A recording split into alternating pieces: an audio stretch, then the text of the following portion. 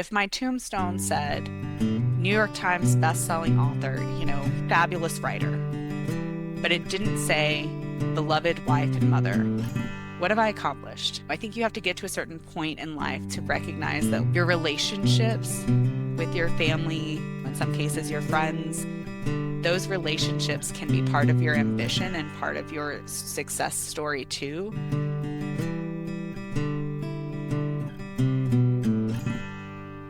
Welcome, everybody, to Look Both Ways, where we explore the real stories of women who've built remarkable careers, all while raising children.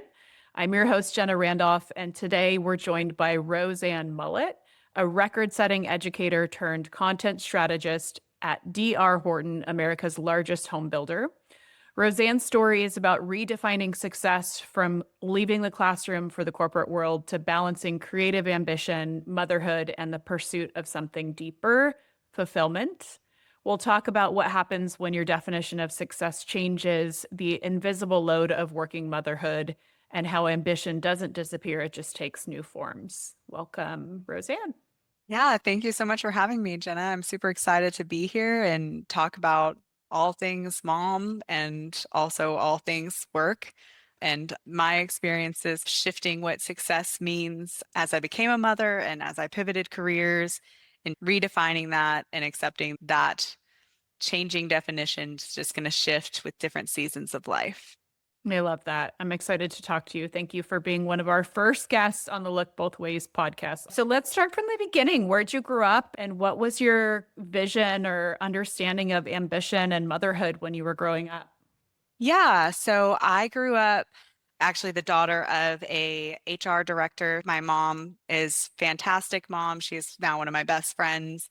I feel very fortunate in that I had a working mom to look up to, but also very fortunate in that she worked in HR for 35 plus years. She's retired now, but that gave me a really interesting insight into what it means to be a working mom, also helping employees navigating that FMLA and all of those things throughout her career. And my dad was a plant manager for most of my growing up years. So our family dinner conversations talked about leadership and what it meant to be successful and thinking through how to create a good culture in the workforce and be successful at the plants that they worked at. So I had a kind of a front row seat starting really young to thinking through what does corporate world mean and the balance of that with motherhood, because my mom commuted for most of that time and navigated making sure she was there for us before the very last minute at daycare. And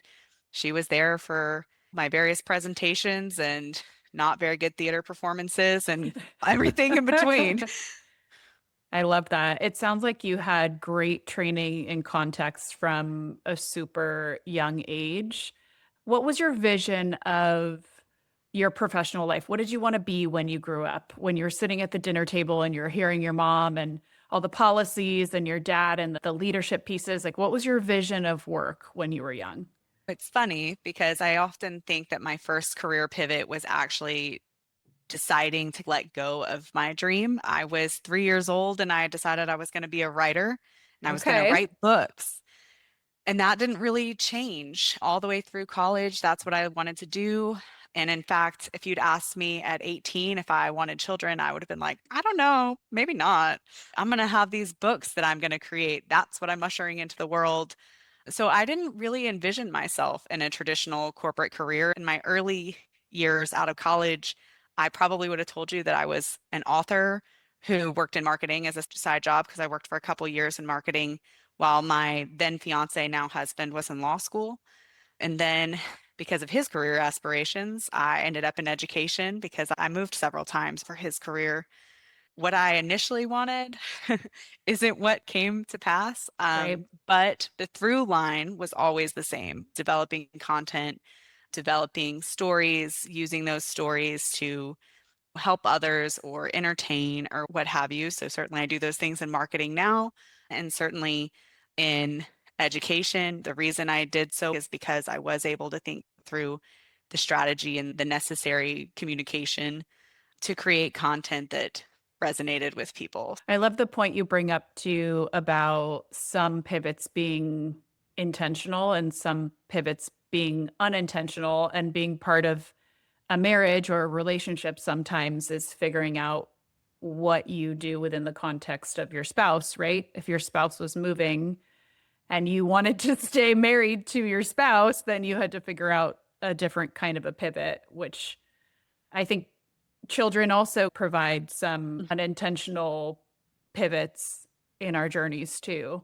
So, when in your career trajectory did you get pregnant? So I was, let's see, that I was actually, my son was a COVID baby. So he was born in 2021, and that would have been I guess, my second year. Got pregnant the summer after my second year teaching. So going into my third year, and at that point, I was teaching the honors levels of English. Had already achieved some things, but still had several goals. It was a really interesting time because I was pregnant while I was navigating a lot of the change management that education has become famous for in those years. We were moving on to an online school platform, adopting that. We were being available to students at all hours, checking in with parents. There was a lot of communication involved. Around that time is also when I was promoted to department chair. Wow. So I was navigating all of that while also navigating pregnancy and then welcoming my son to the world. And then the following year, of course, was a bit of an interesting year as well because we were navigating that was the first year back full time. Right. So all of that was remote from home during Yep. COVID, Mm, right? And then he was born. And then yes. were you at home with a newborn trying to be a teacher and a mom in the same four walls? So my school went back when I Okay. was, let's see, I was pregnant and we went back hybrid. I think it was like every other day or something like that. I actually had to get special permission from my OB to go back. It was funny because I was like, well, I'm really dedicated to my class and I don't want to have any kind of disruption in terms of what I deliver to them. I want this to be as normal as possible. So it was like I had a mask on, I had safety goggles. I told them all sooner than I probably would have chosen to tell my students otherwise, because I was like, you really, really like 6 feet of distance, like for real. Yeah. Because that's the reality is when you're pregnant, your immune system is already a little suppressed because of the baby. So that was something I was having to navigate. I was also on a modified bed rest, so I couldn't stand. Oof. So I was like walking into school and sitting down, and then it was like, okay, I'm just here in my seat. Oh my goodness. I was there. And so I went through that whole year while I was pregnant until my son was born that March. And then the following year, when I had a newborn, basically, I guess at that point he was 5-ish months. All the students were back full time, and it was supposed to just be everything as normal. But of Right. course, the reality is we had just had this crazy weird year. And Yeah. so the student, it was not everything as normal. It was, Nothing was normal. and honestly, that is the first year that I went, I don't know if I'm going to stay in education. And it was just because it was such a load in navigating the child at home. I need to actually leave the school by this time so that I can pick up the baby from daycare, so that I can feed the baby and all these things. But I still have the stack of papers to grade. I still have this to prep. I still need to deliver this to these students. I need to get back to that parent. It was a crazy time and it was a particularly challenging year, I think, across not just in my school, but across America. Those Yeah. years that were the first years back. Absolutely. I remember my son being afraid to take his mask off because during COVID, he was like 4 or 5 years old. So, in his first experiences with school, he had a mask on, and it was a fearful experience for him to take it Mhm, off because he thought it was supposed to be on. What you're touching upon is the executive level functioning that we have to have as moms, right? We're mhm. orchestrating all the moving pieces of pickup and drop off and who's going where and all those different things that just add to the load that we have to coordinate as mothers. And when I was in that phase, I was a project manager. And so I had to do that for work. You had to do that for work as a teacher, right? You had to Mhm. organize all those moving pieces. Was that something that was challenging for you, or did you feel like you took it in stride because you already had that skill set? I think the actual like figuring out how the pieces fit together, I had the skill set and I felt confident with that. But Okay. the emotional toll, Mm, that aspect I wasn't prepared for because the realities of feeling like, am I doing this right? Am I getting it right for my kid? Am I getting it right for my students? Some of these students are driving me crazy. Why won't my kids sleep? The yeah. emotional pieces where you just feel like, wait, am I doing it right? Am I doing enough? And Yeah. even though you know, like you can look at it and be like, I'm doing all of these things. And even the people around you, I remember I had several colleagues who were like, I don't know how you're doing it. Because asterisks, that year I was also in a master's program. No. Yep. Um, Okay. so I finished my master's degree the December after my son was born. So Wow. that year that we were all returning, August through December, I was still in school as well. So I was working full time, working on a master's degree online, all of that. Put your cape on and you did it.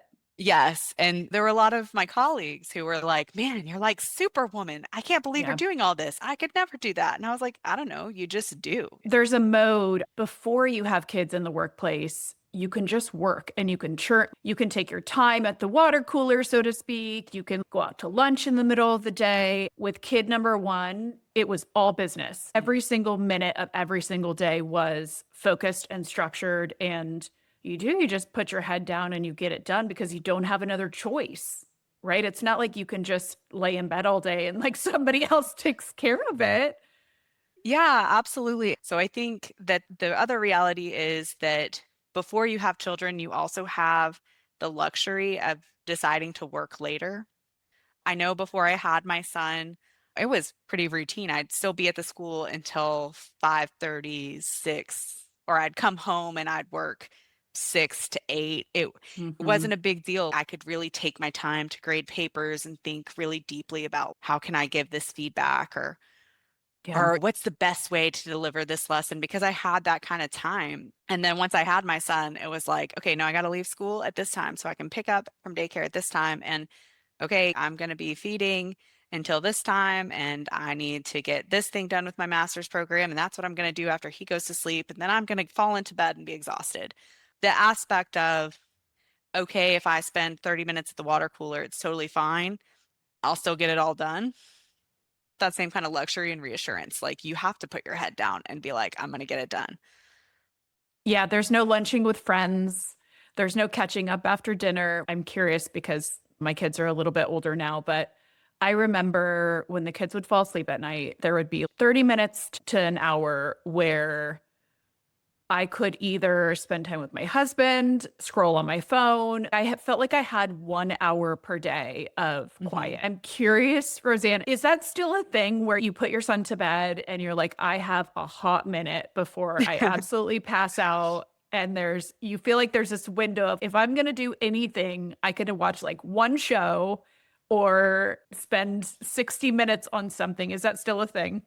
Yeah, absolutely. Especially I look back when my son was a little bit younger, he's 4 now. And so there was a period of time where even that hour, it wasn't a guaranteed hour. It was like, okay, I have 20 minutes before he wakes up again. So as he's gotten a little bit older, now it's more like an hour. And I know that I was super excited when I finally managed to hit 30 books this year on my Goodreads challenge. Before I Good had for you. children, I was averaging like 65, 80 books a year. Yeah. Like I'm a fast reader and a voracious reader. Like obviously I'm a word nerd, right? Books have always been my jam.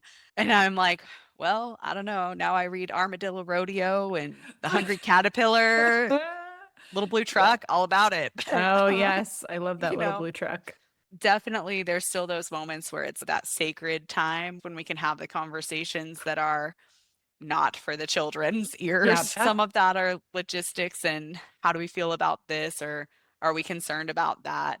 And some of that's just, hey, I miss you. Like, how was your day really? So, what led you to leave teaching? What was that transition like for you? I actually moved. The first time I considered leaving was right after COVID when my son was still really an infant, after he celebrated his first birthday, I guess, that year. And I was like, okay, this is awkward. I just got my master's in education and I don't know that I want Yeah. to stay in teaching. And so by then I had set my first record in terms of performance, and I had lots of students who were like, "You've made this huge difference in my life." And so I think, like a lot of teachers, I was waffling around between, well, I'm really good at this. And if I have summers off, then what does that mean for my time with my child? And so I was navigating some of that. An opportunity came open at a college prep school. It would involve a little bit of a commute, but I was like, well, let's try private school and see if that's different, if that allows me to find a better balance. I really enjoyed my time at Lake Hill Prep. I was there for 2 years. What I realized there was like, okay, there are pros and cons to private school. I had smaller classes, so some of the grading load wasn't as much, but how fast we were able to move and what my students needed was different. I ultimately ended up moving to a different college prep school and realized that a lot of the administrative kind of ins and outs, that's just going to be true of schools anywhere. I just got really tired of basically fighting to maintain the standards that I felt were, I was going to hold a high standard for my students. I was going to help them meet their goals, meet their potential. I spent a lot of time telling administrators either, yes, I know I'm holding them to higher standards than the state tests. You'll thank me later. Or telling administrators, I understand that this parent is upset, but that child, their child, didn't do what was asked of them. They had Right. X amount of time, they had all these things, they didn't earn the grade. And I just realized that I was coming home with that emotional load, and I was like, this isn't good for my family. And realizing that is when I was like, okay, I'm done. I'm not a kid person. I love my kids deeply. I say I'm not a kid person because I have kid people in my family. My mom and my Mhm. sister both work in schools with kids. And I feel like it's a different mode. You have to put on a different brain and a different mode to be able to work with kids. And I could not imagine working with kids as a profession and coming home and working with your own kids. It just feels like that part of my personality would be on overload. I just have so much respect for people that work with kids professionally because it is really hard work. Yeah, interesting because my time in the classroom has definitely shaped some of my approach to motherhood. Yeah. And of course, I was a high school English teacher. My son is currently 4, but I have a healthy respect for the difference between a helicopter parent who's coming in to be like, I want my kid to have an A no matter what, and a parent who's going, okay, my kid didn't make an A. What can I do to support my child? How can I enrich this experience? How can I help my child who's struggling?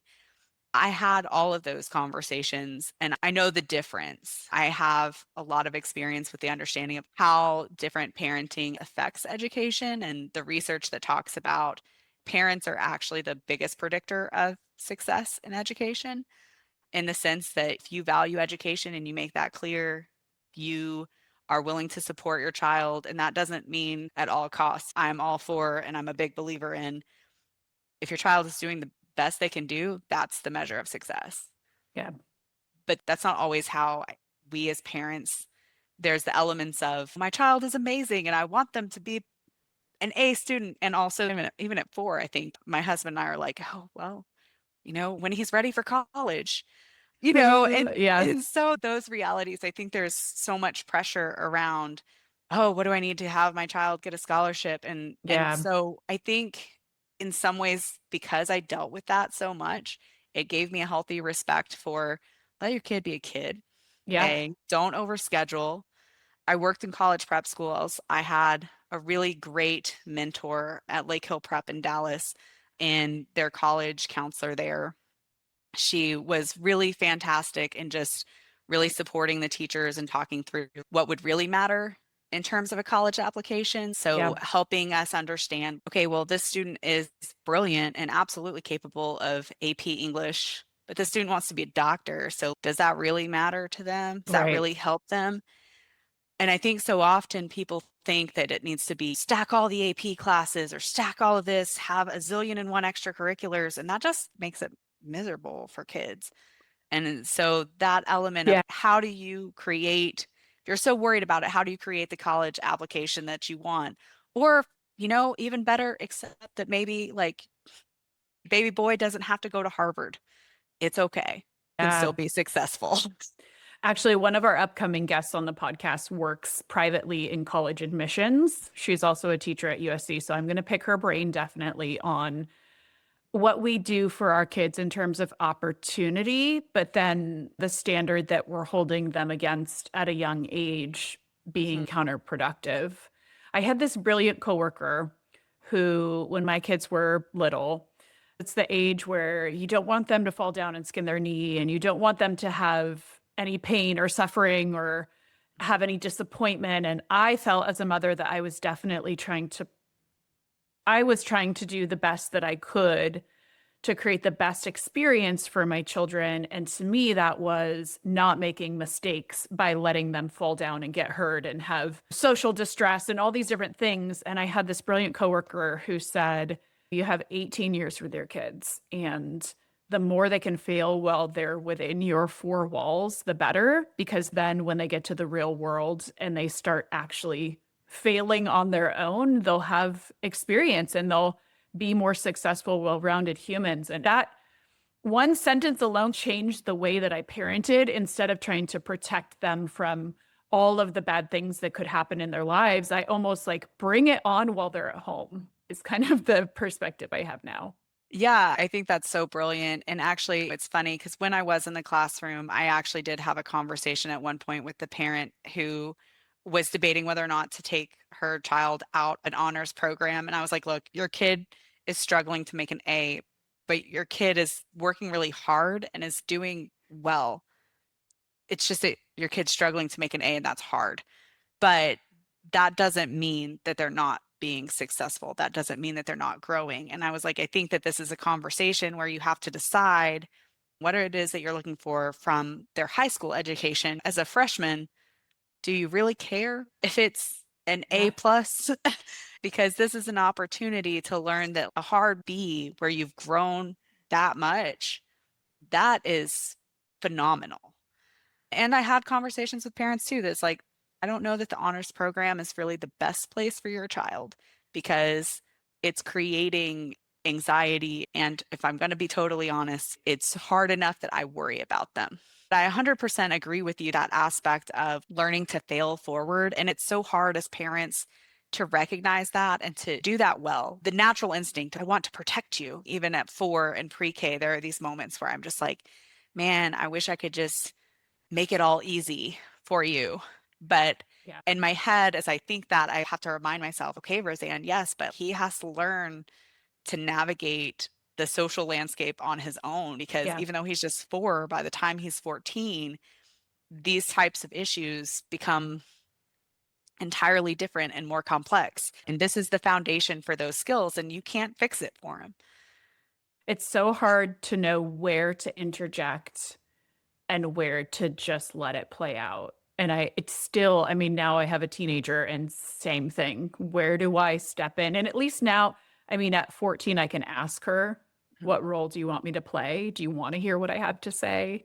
And it becomes a little bit more of an adult esque relationship, even though her frontal lobe's not formed. But it's so hard that dance of knowing we don't want a helicopter. I mean, instinctually we do, but we know we shouldn't. But we also don't want to see things go so wrong that there's damage. So I think that's just such an elegant dance Yeah, sometimes. it's definitely a fine line. And I think that it's beautiful that you pointed out and noted that at a certain point you can say, okay, what would you like me to do about that? Because that goes back to the leadership conversations of the dinner table back in the day. And actually, an instructional coach that I had when I was my first experience as department chair in public school.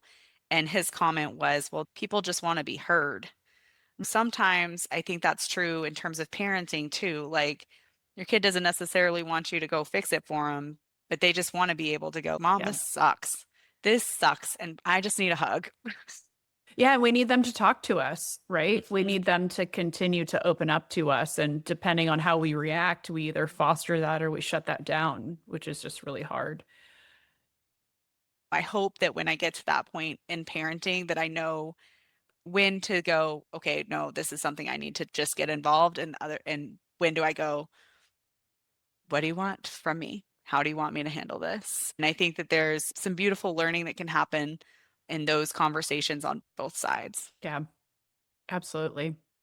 So we know you were raised with this ambition and you're a driven person. I mean, nobody reads 65 books a year if they're not driven and passionate.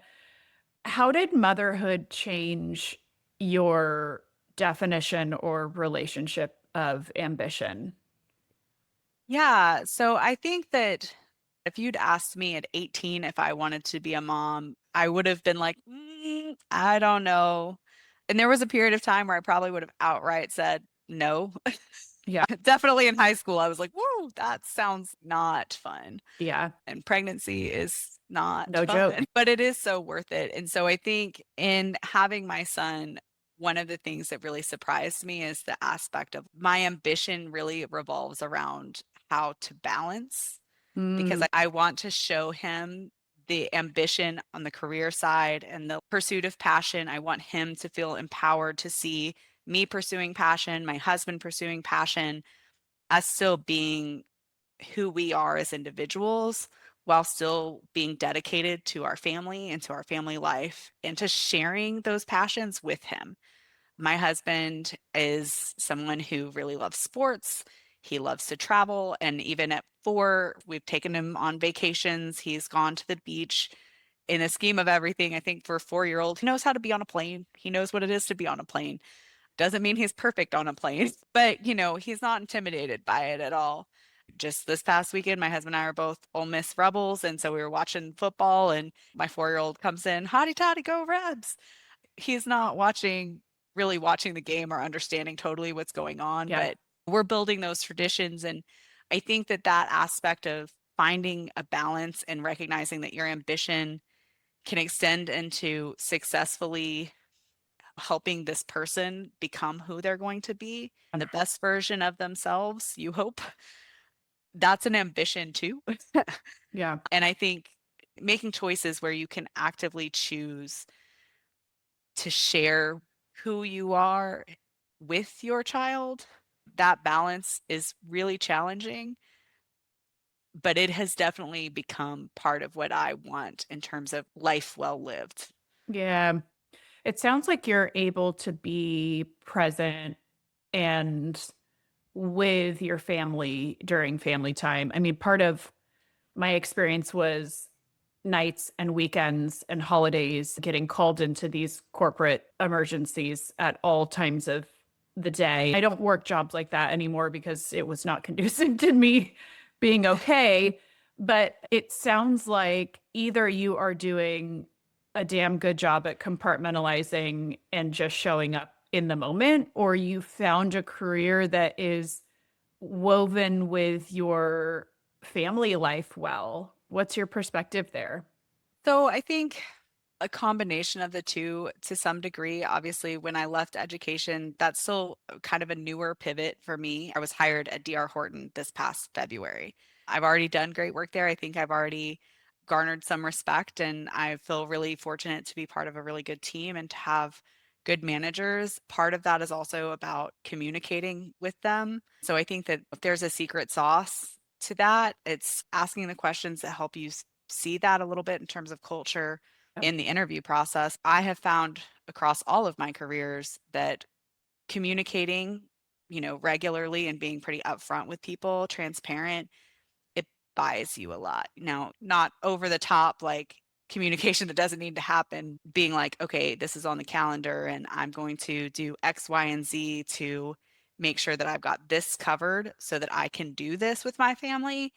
I think garner some respect. And I will add an asterisk. It's like just because I try very hard to be present with my family and my 4-year-old doesn't mean that there aren't times where I'm sitting here reading Little Blue Truck and mentally thinking about all the things that I should be, Um, that I'm worried about for work or for this, or would this sound better? Would that word go better there? Because we're all human and that's one of the challenges. You can compartmentalize, but those drawers don't necessarily stay as closed as you might like at times. right? Gosh, I remember my mind wandering while reading and going, how is my brain doing both these things at the same time? Because it's just like such simple words in front of you, but there's so much mental load that you're dealing with at this season of life. How do you feel like you're balancing all of the different mental components? Do you have systems or routines or help? How do you get through it? Yeah, so I think one of the things that my husband and I try really hard to do is actually advice my mom said to me at one point when I was pregnant with my son. She was like, keeping your marriage healthy is one of the best things you can do for your child. And so I think my husband and I try really hard to have date nights on a semi-regular basis. Obviously, it's not perfect. Our goal is once a month. Sometimes it's not quite once a month, but that's the goal. And sometimes we do it's date night, but it becomes a family date. Like we've done things like we really want to take our son to the zoo. There's an opportunity here. We're going to just do that. That's going to be the thing that we're doing for us together with him. And so I think that's part of it. And because I feel very fortunate that my husband is very supportive and I try to be very supportive of him. So I think choice of partner is part of it, but that Sure, sounds really egotistical. And I'm just like, I'm fortunate. sure. I think too, in the choice of partner equation, both of my parents worked also. And I think there are certain traits in the way that they partner together to make it work that were appealing to me also. I think not that if you fell in love with someone who was just never going to be a good father, that may or may not be a deal breaker, but I do think who you choose to build a life with matters in terms of the load for working moms. Yeah, absolutely. And I think also the conversations that you have going into, we've decided to have a child. Let's talk about what that looks like. When my husband and I were engaged, I read a book called Overwhelmed by Bridget Schultz that Mm, talks about basically how difficult it is to fit it all in. It's really about, as a working mom, your time is just everywhere. It's divided into the need to play, and it actually talks about the cognitive need for that and the reset. And it was a fascinating book. And I remember that while we were engaged, I read it and I was like, I want to talk to you about what does this mean and what does this mean for our life in terms of how we're going to handle some things? And so we had mm, some mature conversations when we had no idea what it really looks like to have children. But sitting down and going, hey, I need to take a beat and having this comfort level to say, I need you to do this or I need this creates a better balance. And I feel really fortunate too. My husband initially, as I said, he was somebody who expected to take a job where we moved a lot. And in our first year and a half of marriage, we moved 4 times. That was part of why teaching, because I was like, then I'll at least have a job. But ironically, about the time that I really got settled into my first teaching job, he decided to switch careers as well. And so he works as an attorney and he actually works from home. And so that's been a really big deal for us because he took over the cooking while I was pregnant. Sometimes I'm a little self-conscious to say this, but I'm like, well, he's a better cook than I ever was.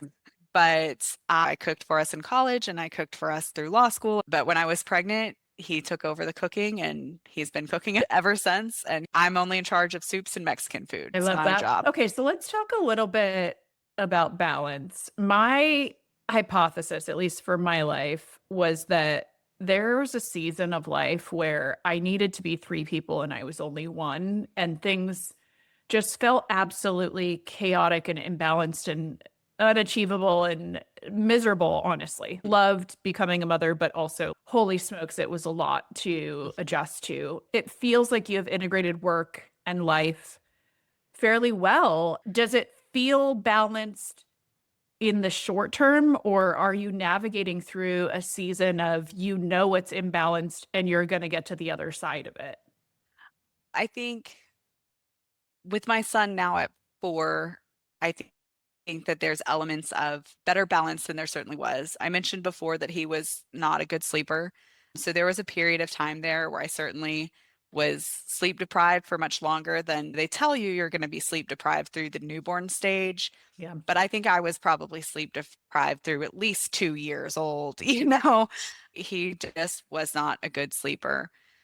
And I think too, I had a lot of pressure because I kept being like, I want to be really careful about screen time and I really want him to engage in these kinds of play. And so I worked really hard to give him a lot of extra time. So a lot of my free time I spent, I don't want to say doting or playing, but doting and Yeah. playing with my child, for lack of Yeah. a better categorization for it. And I don't regret that time in the least, but there were definitely days where I was like, okay, it's the end of the day and I'm going to bed and I haven't done a single thing that was just for me. Yeah. And I think that that's a reality of motherhood. And certainly sometimes I think that we talk about it as like this venerable thing that mothers do when it's like they are putting themselves last. But I would argue that it's admirable to a point, I suppose.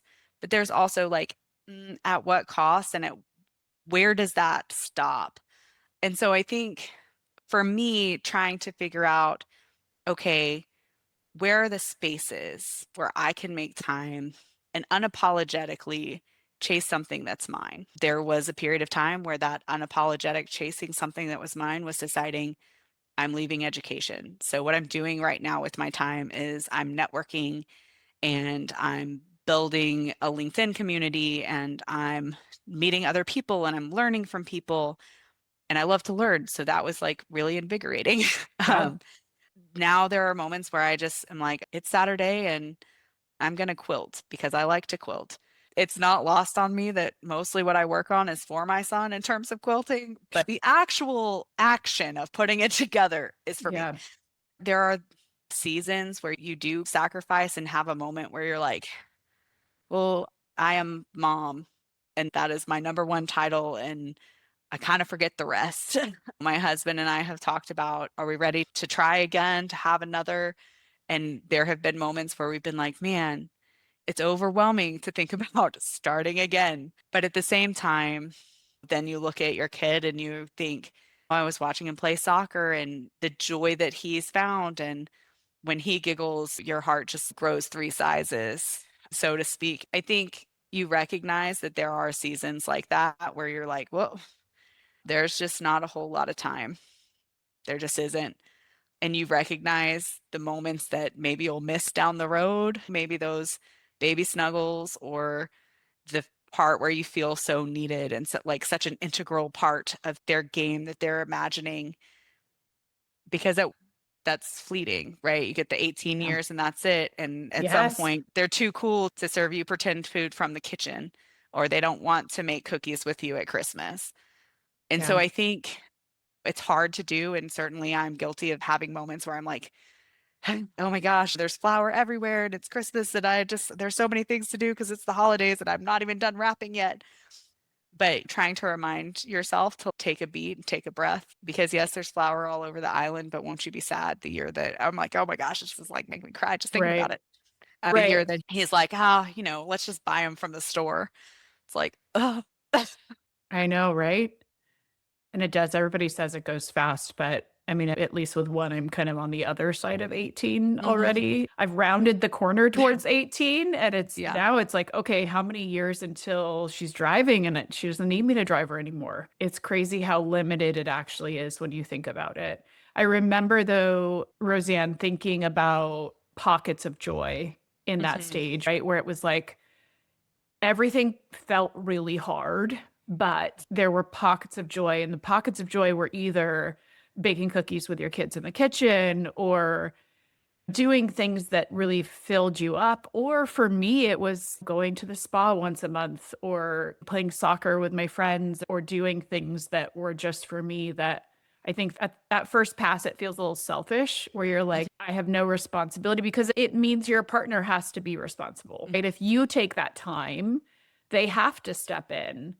And I love the trading off. I would get a break on Saturday, he'd get a break on Sunday, trying to figure out where we could fill our own cups because it is so dang hard to prioritize it. I like how you said that, the trading off aspect. There's elements of relay race and the days are long, but the years are short kind of Yeah. thing. And you don't want to be in a situation where you missed out on something because you were running somewhere else. But at the same time, those sprints, those moments that are those pockets of joy, and I think that those are so important too, right? Because in that period of time, I think there's also an element of you feel like you're failing everywhere.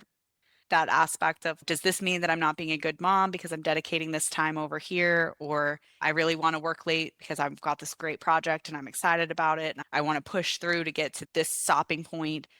So does that mean that I'm being a bad mom because I'm not going to make family dinner tonight? Those moments where you're like, man, I'm failing, or you're like, I had to leave early because there's an event at my son's school and I didn't get this done or whatever.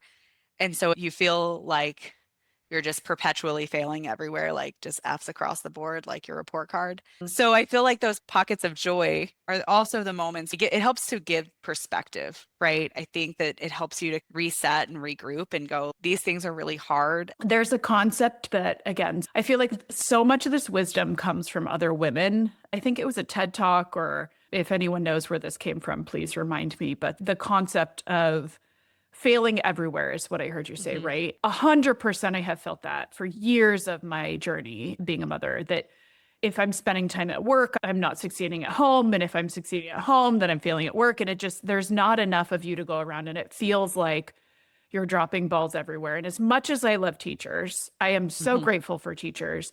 I can't do the like surprise, you have a field trip or a conference, or you need an orange shirt, or you need, there are so many last minute things that come from school that are so hard to pivot if your life is so calculated. And to me, the concept that was so brilliant was the idea of glass balls and rubber balls, right? Where we are juggling so many balls as parents, and identifying which ones are glass and if you drop them, they will break was such a game changer for me, knowing that I was going to drop balls. And so it almost delineated all the things that I had on my plate and which ones I felt like could be left behind or could drop momentarily, and then which ones were so important that you never would want to see them start to float towards the ground. And for me, that was, I knew I was going to feel like I was failing, but if I was failing at the stuff that it didn't matter as much if I failed doing, Mhm. somehow it worked out.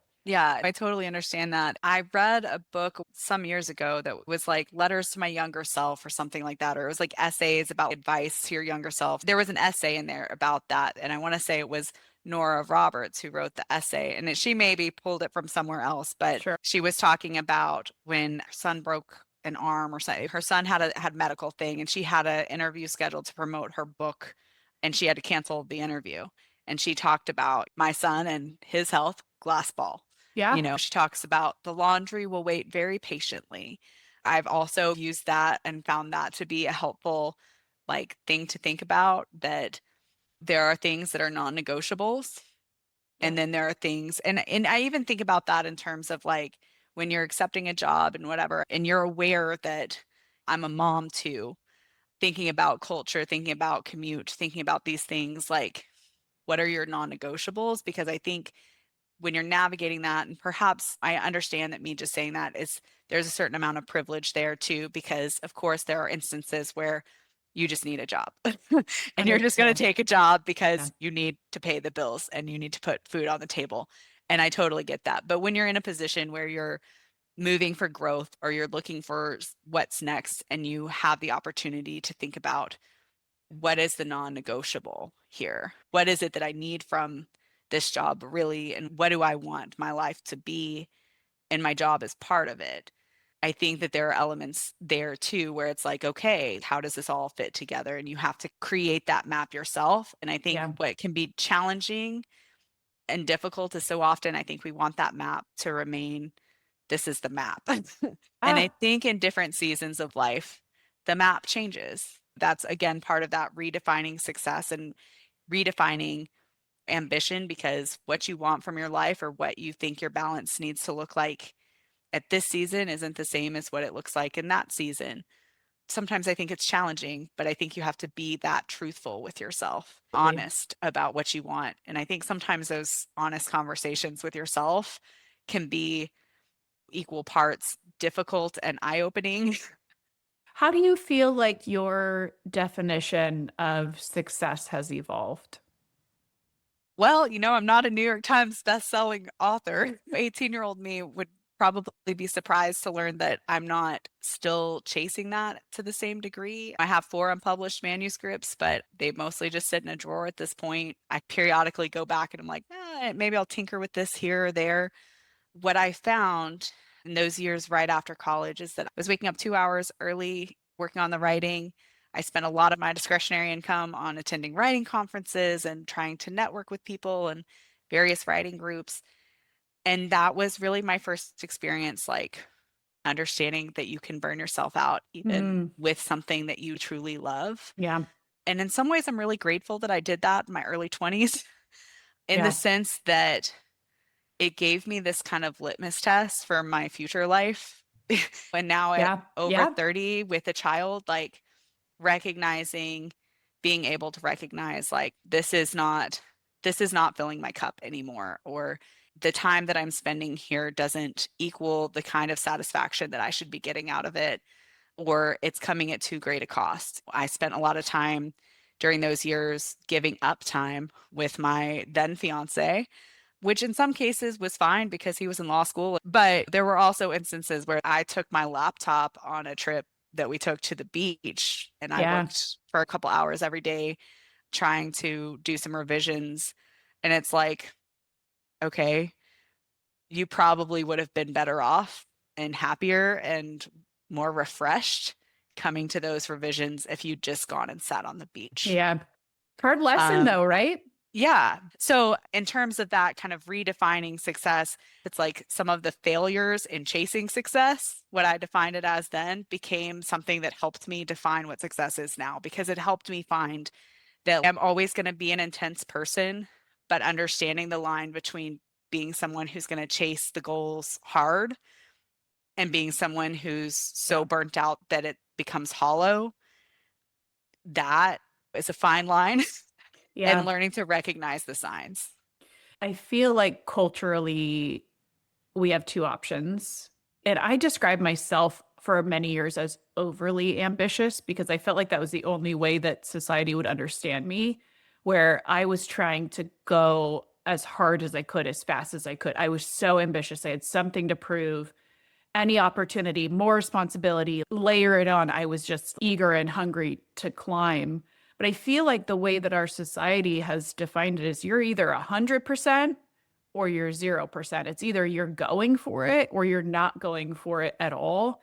And I feel like, at least for me, not to say that in other roles or in other jobs, I don't go 100%. It's just that I think the context of what 100 looks like is different, right? 100 isn't just I work 80 hours a week and I crush at this one thing at work, which studies show if you work 80 hours a week, you're not having the most productive hours. Let's just say that. But are you building a life that makes you a happy human so that you're bringing your best self to the workforce and to home and all of that? I feel like the toggles are a little bit different than at least what I understood when I was growing up. Yeah, absolutely. I've seen some of these, like their graphs on like LinkedIn and stuff, where people will talk about what your capacity truly is on any given day. And one day it might Mm, be 90%, and the next day it might be like 60%. But understanding like where your capacity truly lies yeah. within the workplace and giving that full capacity, it doesn't mean that you're not delivering all that you're capable of. But the reality is we are human, and that's part of the beauty of it. Yeah. And so also thinking through what that looks like, it doesn't necessarily equal or mean that it has to be 110% all the time to be wildly successful. And to your point, I think one of the things where I had that hard conversation with myself because of all of my career pivots, the decision to let go of, or at first I was like, man, I'm just going to accept that I've failed and I'm never going to be the writer that I envisioned myself at all through my childhood. It took a little time to come to, I haven't failed because I have built something that is beautiful and brings me great joy. And when I was talking with my mom, I think actually it was my mom, and I said to her, if my tombstone said New York Times bestselling author, fabulous writer, but it didn't say beloved wife and mother, what have I accomplished? And it was I think you have to get to a certain point in life to recognize that your relationships with your family, with in some cases your friends, those relationships can be part of your ambition and part of your success story too. And recognizing that it's maybe not traditional definition of success, but it's become part of the be a good human thing is real. I wish that society had more of a metric for that in terms of how we chase success, because in that element of some of the things that we want for our children as mothers, be a good human, certainly part of it. I made a pivot, which I'm sure I'll talk about on the podcast eventually, but I made a pivot to work less because I was showing up in a way for my family that I didn't like anymore. And I think to your point, Roseanne, about capacity, when you are working beyond your capacity or you're in a bad situation at work or the dynamics are unfair or frustrating, when I was coming home from work at the end of the day, well, actually, I never leave the house. I work from home. But at the end of the day, when I would come across my family and my kids and I didn't like who I was, I knew something was wrong. And I feel I'm the same human. I'm so Mm. much more present when I am balanced at work. Doesn't mean I'm doing easier jobs. It just means that something's not wrong that is just so deeply ingrained in my day to day that I show up in a much less way. I was going to say mean or bitchy or short or whatever you want to describe it. But I think situationally, what you do during the day changes how you show up at night. And it's not always your fault. I have one more question for you. Okay. And you can take a few seconds to think about it if you want. But if you had to describe your journey of parenting and career in 3 words, what would those be? Oh, 3 words. That's a good question. My immediate thought is anything but linear, just because I feel like in parenting and work, there are certainly through lines and things going back to those glass balls and non-negotiables that have been true throughout, whether that was pursuing writing fiction all the way to my current role where I'm developing content.